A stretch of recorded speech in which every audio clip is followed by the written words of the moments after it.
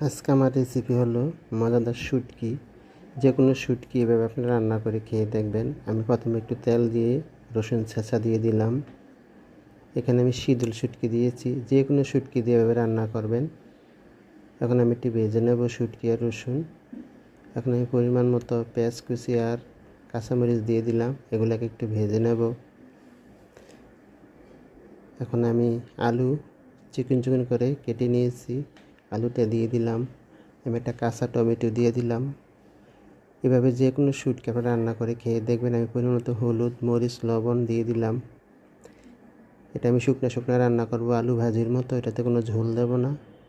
দেখুন আমার শুটকিটা কেমন হয়েছে। এই রমজান মাসে আমরা অনেক মাছ মাংস খাই, মাঝে মাঝে একটু শুটকি খেতে হয়। আমার শুটকির রেসিপিটা যদি ভালো হয়ে থাকে তাহলে অবশ্যই লাইক শেয়ার কমেন্ট করবেন।